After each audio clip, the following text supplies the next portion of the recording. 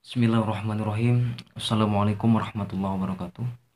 Kembali lagi bersama channel Bapak Santri Voice underscore dia.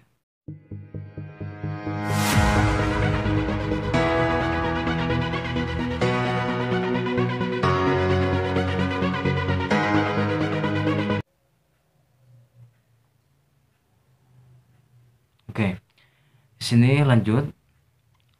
Kalian sekarang akan mempelajari tentang kerajaan Kediri. Kerajaan Kediri. Masih dalam kerajaan bercorak Hindu-Buddha. Sebelum masuk Islam, minggu lalu kita telah mempelajari bagaimana perjalanan dari kerajaan Majapahit. Ya. Sekarang kita akan pelajari kerajaan Kediri. Kerajaan Kediri. Jangan lupa untuk memulainya kita baca dengan bacaan basmalah, bismillahirrahmanirrahim. Dan jangan lupa juga untuk terus berdoa. Bismillahirrahmanirrahim.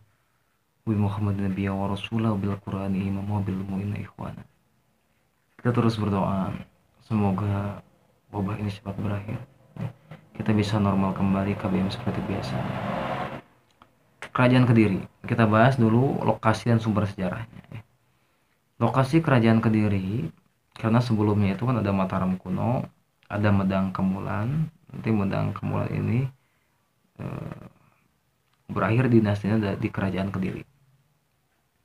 Kerajaan Kediri itu nanti lokasi dan sumber sejarah. Yang pertama, lokasi dan sumber sejarah. Wilayah kerajaan Jenggala meliputi daerah Malang, ya, delta Sungai Brantas, dan juga pelabuhan meliputi Surabaya.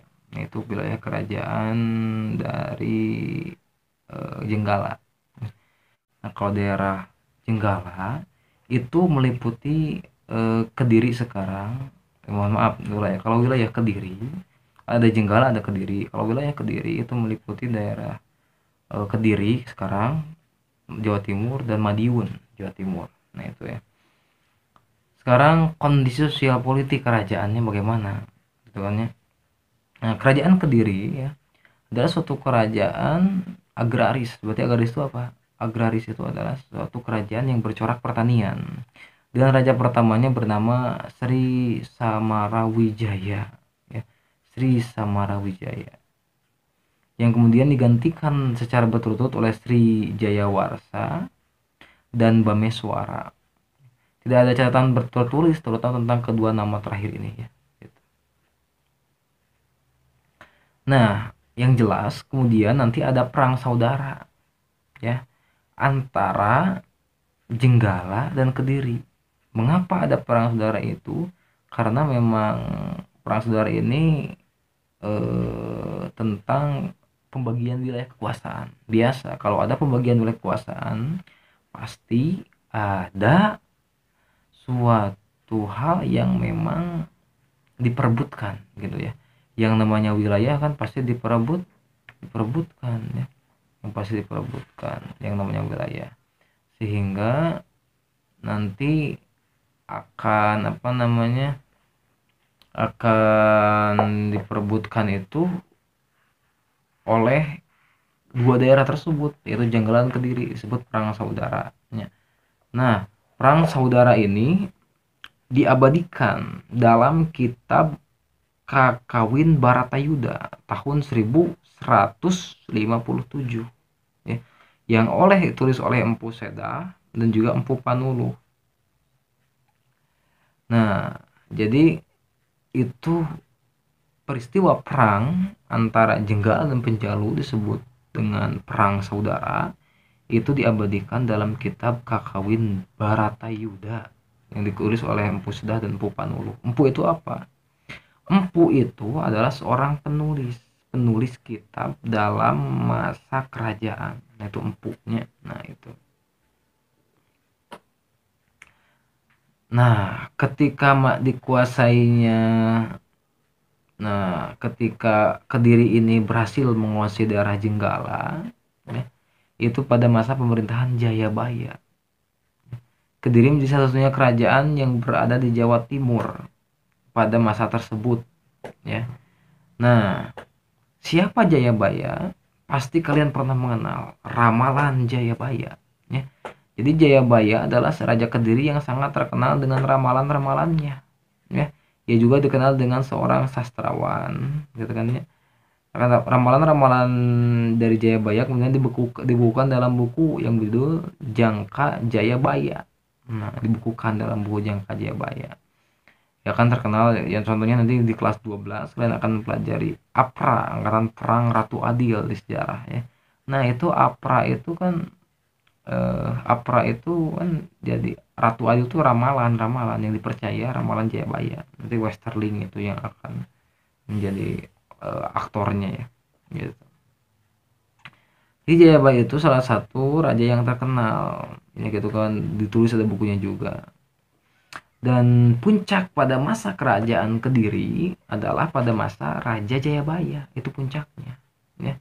Puncaknya pada masa Raja Jayabaya. Selain tadi mempunyai suatu kitab yang terkenal dengan Jangka Jayabaya, ramalan-ramalan dia, poros maritim pada masa Raja Jayabaya juga di kerajaan Kediri ini sangat luar biasa pentingnya gitu ya. Tidak hanya berkembang sebagai negara agraris tetapi juga menjadi kerajaan maritim gitu kan ya. Contoh apa?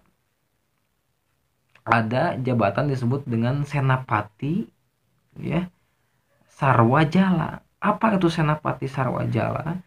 Senapati Sarwajala itu adalah disamakan dengan Laksamana. Tahu kan Laksamana itu apa? Laksamana itu kan yang atau panglima lah angkatan laut gitu kan ya, itu Laksamana. Contoh kayak zaman Jepang ada disebut dengan Laksamana Maeda gitu kan ya. Nah, itu contoh ya. Dan sesudah Jayabaya nih ada cukup raja lagi yang terkenal ya. Seperti Raja Kameswara tahun 1182. Ayo, kalau 1182 berarti abad berapa? 1182 ya. Berarti abad ke 12 ya. Berarti sekitar segitulah Kameswara itu. Jadi setelah Jayabaya ada Raja Kameswara 1182. Apa namanya? Kalau Kameswara berkembang pada waktu itu karena pada masa pemerintahannya karya sastra Jawa berkembang pesat di sana pada masa Kameswara ya. Seperti kitab dalam bentuk suatu kawin dan panji pusaka lah gitu ya, atau kisah kepahlawanan gitu. Dan Kameswara menikah dengan siapa nih? Nah, Kameswara menikah dengan Putri Jenggala. Kan tadi kan sebelum perang ada dua daerah ya, Kediri itu. Ada Jenggala, ada Panjalu. Ya. Nah, nanti Kameswara ini menikahi putri dari Raja Jenggala. Ya. Putri dari kerajaan, dari daerah Jenggala maksudnya ya. Yang bernama Kirana atau aliasnya Putri Chandra Kirana. Nah, itu Kameswara menikah dengan itu.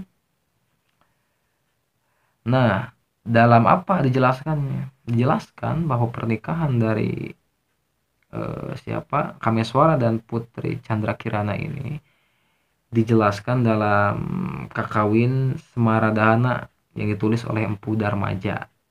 Ya, tadi tahu kan Empu siapa gitu kan? Empu itu penulis gitu kan ya. Kameswara dikisahkan sebagai titisan dewa Kamajaya katanya. Nah, Alhamdulillah kan ya, itu kan mitologi Hindu Buddha gitu kan. Jadi mereka mengetahui bagaimana dan mereka percaya banyak dewa lah gitu kan ya. Alhamdulillah setelah Hindu Buddha ada Islam. Kita bisa bernapaskan Islam karena nikmat yang paling besar adalah nikmat iman dan nikmat Islam. Itu nikmat yang paling besar dan tiada bandingnya nikmat itu ya. Nah, kalau disebutkan bahwa Kameswara itu disebut katanya menurut mitologinya titisan dewa Kamajaya, yaitu seorang dewa cinta yang sangat tampan gitu ya. Nah, 1185 berarti masih abad ke-12, Kameswara digantikan oleh Kertajaya.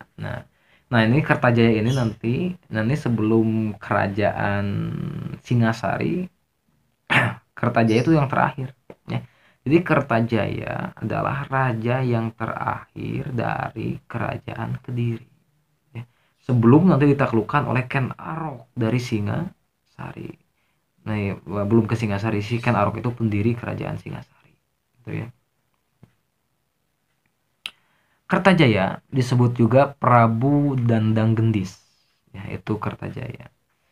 Kertajaya ini pada masanya situasi Kediri penuh ketidakstabilan. Penuh ketidakstabilan. Pokok permasalahannya nanti ada suatu perselisihan antara para Brahmana atau para pendeta gitu kan. Nah, dengan Kertajaya. Mengapa demikian? Karena Kertajaya itu dia ingin disembah oleh para Brahmana. Itu si Kertajaya, ya.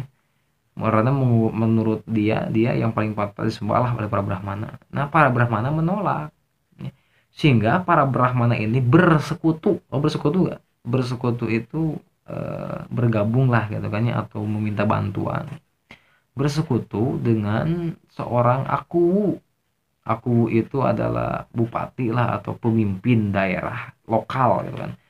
Bersekutu dengan Aku Tumapel. Tumapel itu daerah nanti yang akan menjadi pusat dari kerajaan Singasari.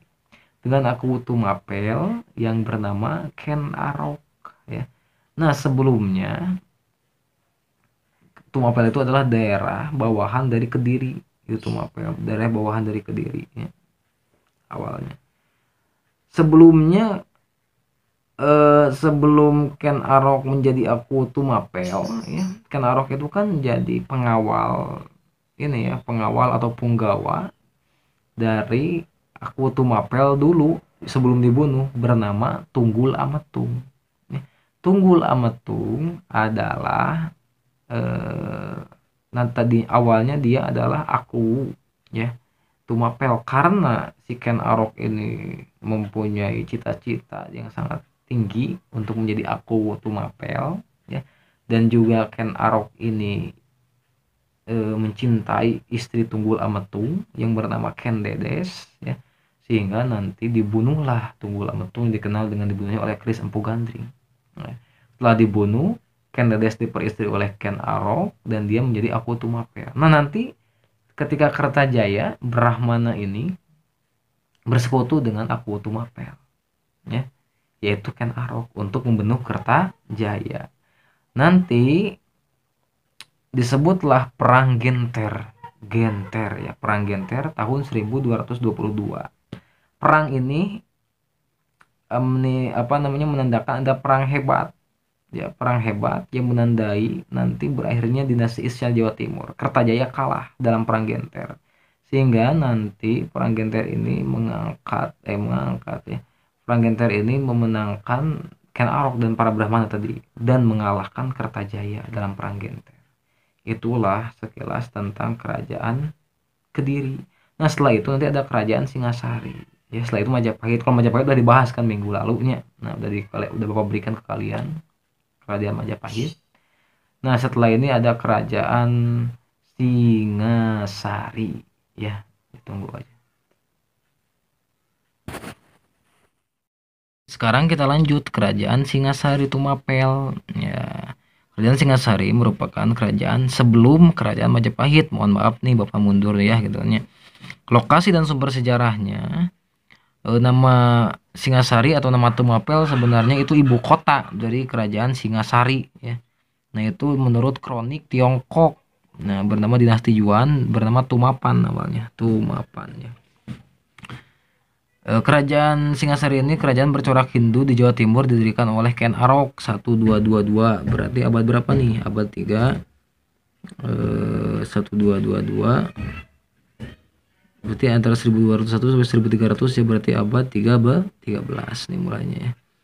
Lokasi kerajaan diperkirakan di daerah Singasari, Malang, Jawa Timur ya. Berdasarkan prasasti Kudadu, nama resmi Singasari adalah Tumapel. Mengapa tuh namanya jadi Singasari, bukan kerajaan Tumapel? Karena dulu rata-rata kerajaan itu diambil dari nama ibu kota. Contoh, kerajaan Pajajaran. Itu kan sebenarnya Pajajaran itu adalah nama ibu kota, bernama Pakuan Pajajaran gitu kan ya. Nah, Menurut kitab Negara Kertagama, nah ini kitab yang menerangkan raja-raja, nah silsilah Raja Majapahit termasuk Singasari. 1222 ibu kota kerajaan Tumapel bernama Kutaraja katanya gitu. Namun Singasari itu nanti diperkirakan ya kerajaan itu daerah-daerah yang terkenal di ibu kotanya gitu ya. Raja yang pertama Singasari adalah Ken Arok 1222-1227. Lahir dari keluarga petani nih Ken Arok ini. Tadi udah dijelaskan di akhir kerajaan Kediri ya. Bahwa Ken Arok ini nanti yang membunuh siapa? Yang membunuh siapa? Yang membunuh siapa? Yang membunuh raja dari Kertanegara kan ya. Nah, itu raja dari Kertanegara.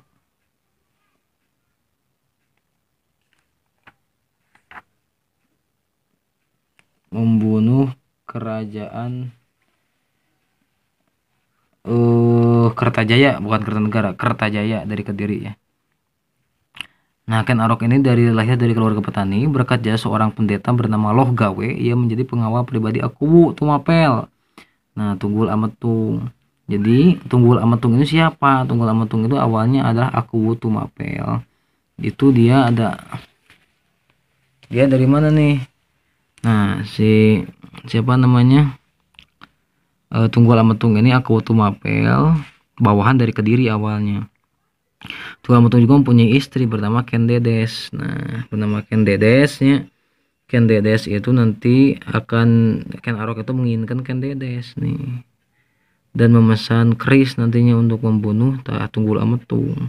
Sehingga Ken Arok memesan keris kepada Empu Gandring yang dikenal dengan keris Empu Gandring ini. Dan memesan keris dan Empu Gandring dibunuh juga nih oleh Ken Arok, termasuk membunuh Tunggul Ametung. Dengan keris ini ia membunuh Empu Gandring dan Tunggul Ametung ya. Nah, gitu. Sehingga nanti dia memperistri Ken Dedes gitu ya. Dalam perang Genter ia mengalahkan para Brahmana nih. Dan nanti ini mah setelah Ken Arok menjadi Akuwu Tumapel, dia ingin juga nih mengalahkan kerajaan Kediri waktu itu karena Tumapel berada di bawah Kedirinya. Dalam perang Genter ia mengalahkan para Brahmana 1222 sehingga nanti mempersatukan wilayah Kediri. Tumapel membangun kerajaan baru bernama Singasari. Kita ini terbelakang ya, dan membuat dinasti. Nanti si Ken Arok ini membuat nama raja kerajaan baru Singasari dengan dinasti Girindra. Ingat ya, kan dinasti sebelumnya itu ada dinasti kerajaan Medang, dinasti Isyana, terus dinasti pada masa kerajaan Mataram disebut dinasti Syailendra dan Sanjaya. Gitu ya. Nah, nanti Ken Arok ini saling bunuh-bunuh nih pakai keris Empu Gandring ya. Ken Dedes nanti kan dulu sebelum ke Ken Arok, Ken Dedes itu menikahi tuh Akuwu Tumapel bernama Tunggul Ametung ya. Nanti mempunyai anak bernama Anusapati, 21 tahun memerintah. Anusapati ini 1227 sampai 1248. Anusapati ketika diketahui bahwa si Tunggul Ametung itu dibunuh oleh Ken Arok, sehingga nanti akan balas dendamnya. Nanti membunuhlah Ken Arok tewas oleh tangan Anusapati. Nanti Ken Arok juga sebelum menikahi Ken Dedes nanti menikahi juga Selir, istri yang lain bernama Ken Uma. Nah, dari Selir nanti akan mempunyai anak yang bernama Tohjaya ya. Nah, Ken Arok dan Ken Umang ini kemudian mempunyai anak bernama Tohjaya. Tohjaya itu juga balas dendam karena kematian ayahnya, dibunuh si Ken Aroknya dibunuh oleh Anusapati, sehingga nanti akan membalas dendam kematian ayahnya. Tuh ya. Sehingga nanti tahta Singasari itu ada di bawah Tohjaya. Nah, nanti ada anak Anusapati lagi yang bernama Ranggawuni. Ranggawuni ini juga mengetahui bahwa ayahnya Anusapati dibunuh oleh Tohjaya. Sehingga nanti Tohjaya itu sempat melarikan diri ini dari istana. Karena dikejar oleh pasukan Ranggawuni, nanti Ranggawuni akan membunuh tewas oleh tombak pengikut Ranggawuni itu si Tohjaya ini ya, sehingga nanti Ranggawuni menjadi pengganti Ranggawuni nanti ya. Ranggawuni lah yang menjadi raja setelahnya. Nah, setelah itu nanti pengganti Ranggawuni yaitu Kertanegara. Nah, 1268-1292. Kertanegara itu dia penganut agama Tantrayana. Tantrayana itu apa? Sinkretisme antara Hindu Buddha ya. Nah, itu Tantrayana. Tata negara yang punya cita-cita yang tinggi, ya cita-cita ketatanegaraan, ya. Cita-cita ketatanegaraan itu ingin meluaskan wilayah di Nusantara. Nah, sehingga dia melakukan ekspedisi besar-besaran. 1275 melakukan ekspedisi ke Melayu, disebut ekspedisi Pamalayu. 1284 ke Bali. Nah, itu. Nanti tujuan khusus, ingat nih, suka muncul soalnya. Ekspedisi Pamalayu ini yang tujuan khususnya itu menjalin kerjasama pertahanan untuk menghadapi ekspansi Mongol dari Kublai Khan ke Asia Tenggara. Kublai Khan itu kan tentara barbar merah di Mongol ya, sehingga nanti menjalin kerjasama untuk menghadapi ekspansi Mongol di Kublai Khan ke Asia Tenggara. Nah, itu ya. Sehingga nanti emang benar sih ya. Ekspansi Mongol ini sulit dibendung sehingga nanti 1281 menguasai Champa, Vietnam. Mongol itu di bawah Kublai Khan dan Genghis Khan ya. Awalnya kan Genghis Khan terus Kublai Khan. 1287 menguasai Pagan, Burma. Nah, nanti sejak 1280 sampai 1289 nanti ini si Kublai Khan ini berusaha untuk menguasai daerah Singasari, nah daerah Nusantara ya. Kublai Khan telah beberapa kali mengirim utusan ke Singasari namun ditolak mentah-mentah. Contohnya dengan dipermalukannya Menki. Menki itu dia dibuat malu oleh Singasari dan dipotong gitu kan ya telinganya sehingga dia balik lagi ke mana ke Mongol gitu kan ya dan lapor ke Kublai Khan. Sehingga nanti Kublai Khan marah besar nih kemudian mengirim armadanya untuk menghukum Kartanegara gitu ya. Sebelum Mongol datang nanti ya. Nanti sebelum Mongol datang Kartanegara tewas juga nih. Nah, sebelum Kublai Khan mengirim pasukannya karena dipermalukan utusannya, Kartanegara tewas dulu dibunuh oleh Jayakatwang. Siapa Jayakatwang? Jayakatwang adalah keturunan Kertajaya tadi Raja Kediri ya. Atas saran Arya Wiraraja Bupati Madura-nya. Nah, sehingga nanti Jayakatwang ini yang membunuh siapa? Kertanegara sebelum sebelum Mongol datang gitu kan ya. Nah, nanti strategi cerdas Jayakatwang apa? Strategi cerdas Jayakatwang adalah pasukan kecil di utara umpan, diberi umpan nih. Nah, diberi umpan diseranglah oleh menantu Kertanegara Raden Wijaya. Nanti ini Raden Wijaya menjadi raja pertama kerajaan Majapahit. Nah, sedangkan Jayakatwang dengan itu Jayakatwang membuat ataupun mengambil pasukan lebih besar dari selatan sehingga berhasil membunuh Kertanegara gitu kan ya. Nah, itu. Nah, sehingga nanti Raden Wijaya pun kan belum terbunuh ya. Raden Wijaya itu oleh saran Arya Wiraraja menyerahlah Raden Wijaya gitu katanya kepada si Jayakatwang, menyerah dan memohon strategi siapa Raden Wijaya dia mengelabui Mongol juga dan Mongol disuruh untuk membunuh dulu Jayakatwang sehingga nanti Raden Wijaya pun setelah Mongol membunuh Jayakatwang karena menurut si Raden Wijaya Jayakatwang dia menguasai Kediri gitu kan ya. Nah, sehingga Mongol itu membunuh Jayakatwang dan ketika membunuh Jayakatwang sebelum kabur dari Jawa, Mongol dibunuh lagi oleh Raden Wijaya nanti menyerah dan mohon ampun atas saran Arya Wiraraja ya. Dan nanti oleh Jayakatwang diberikanlah hutan tarik sedikit di daerah Majapahit sehingga nanti 1293 nih wah ternyata Mongol datang lagi nih nanti 1293 ya dan Mongol belum tahu bahwa struktur pemerintahan di mana di kerajaan Singasari udah berubah karena apa namanya dikuasai oleh siapa namanya Jayakatwang.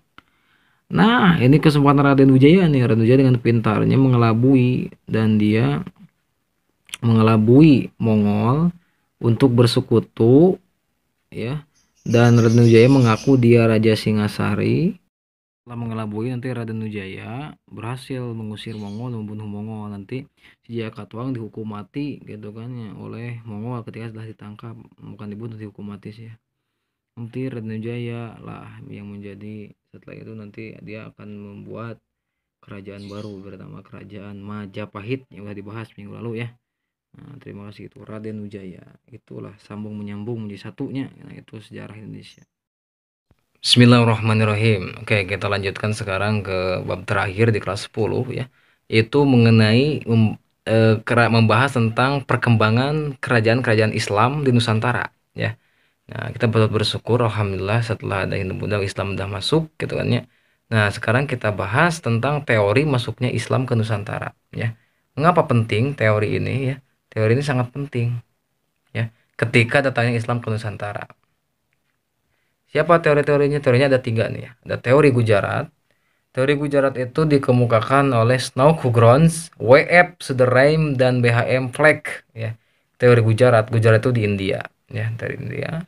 Yang kedua ada teori Mekah. Teori Mekah itu oleh Buya Hamka dan J.C. Vandler sekitar abad ke-7 gitu kan ya. Ada teori Persia oleh Husain Jadiningrat sekitar abad 13, orang Persia Iran. Nah, itu ya. Nah, teori-teori ini yang nantinya akan kita bahas. Nah, nih. Ada 2 teori yang menyatakan abad 13, yaitu teori Gujarat dan teori Persia. Ada satu teori mengatakan abad ke-7, ya, J.C. Pandler dan Buya Hamka. Gitu. Kita bahas satu satu. Teori Gujarat. Teori Gujarat mengatakan bahwa Islam masuk dari pedagang Gujarat India. Kelemahan teori ini, wah katanya Hindu Buddha kebanyakan dari India, Islam juga kebanyakan dari sini, enggak gitu kan ya. Buktinya apa nih? Menurut teori Gujarat ada 2 bukti, ada batu nisan yang bercorak Gujarat yaitu batu nisan Sultan Malik Al-Saleh yaitu Sultan Samudra Pasai 1297 berarti abad 13 kan ya, bercorak Gujarat katanya. Yang kedua ada perjalanan Marco Polo. Marco Polo itu adalah seorang musafir atau seorang yang suka berjalan gitu kan ya, musafir dari Venesia Italia, pernah singgah di Perlak 1292 katanya, dan di sana Marco Polo melihat ya, melihat banyak penduduk muslim di daerah Perlak Perelu ya. Perlak itu sekarang daerah Malaysia perbatasan dengan Samudra Pasai, dibatasi oleh selat disebut dengan Selat Malaka ya. Nah, itu Marco Polo. Sehingga nanti kalau teori Gujarat ini kelemahannya memang menyatakan bahwa di sana telah berkembang Islam, dan juga kelemahannya di Gujarat itu rata-rata Islam di Gujarat itu Islamnya madhab atau aliran Imam Hanafi, sedangkan di Indonesia kebanyakan dulu tuh Imam Syafi'i. Nah, kita sekarang bahas pembandingan, yaitu teori Mekah, teori Mekah. Teori Mekah itu dikemukakan oleh Buya Hamka dan J.C. Pandler abad ke-7 nih. Berarti abad ke-7 itu dari 601 sampai 700 Masehi kan ya. Nah, teori Mekah dikemukakan bahwa menurut Buya Hamka dan J.C. Pandler, teori Mekah dibawa oleh pedagang Arab. Nah, pedagang Arab itu bermukim katanya udah melihat pemukiman Islam di Baros, pantai barat Sumatera ya. Pantai barat Sumatera, nanti buktinya ada batu nisan Fatimah binti Maimun ya pada abad 11 1082 Masehi, dan makam Islam Teralaya Majapahit. Nah, ini yang menyatakan bahwa Islam katanya tidak hanya dikemukakan pada abad 13, tapi abad 11 juga udah ada bukti-bukti Islam udah masuk gitu. Nah, yang ketiga ada teori Persia. Teori Persia dikemukakan oleh seorang yang dari Indonesia bernama Husain Jajadiningrat ya. Dikemukakan sekitar abad ke-13. Nah, ini 2 teori yang menyatakan abad 13 dibawa oleh pedagang orang Persia Iran. Kita tahu bahwa Persia Iran itu sekarang kan kebanyakan Syiah gitu kan ya. Syiah itu yang sangat mencintai Ahlul Bait namun mengkafir-kafirkan para sahabat, itu kan Syiah. Nah, itu naudzubillah kan ya, Syiahnya itu musuh terselimut bagi kita semua. Nah, bukti bahwa adanya Islam masuk dari Persia katanya, itu buktinya ada upacara Tabot. Nah, upacara memperingati cucu Nabi Hasan bin Ali radhiyallahu anhu Sumatera Barat yang bernama Tabwik. Nah, 10 Muharram diperingati setiap 1 Asyura. Nah, nanti juga ini yang menyatakan bahwa Islam dari Persia katanya. Dan juga ada kesamaan katanya, itu seorang sufi ahli filsafat bernama Syekh Sirjenar bernama dengan filsafat Al-Halaz di Persia katanya. Nah, itu bukti dari teori Persia.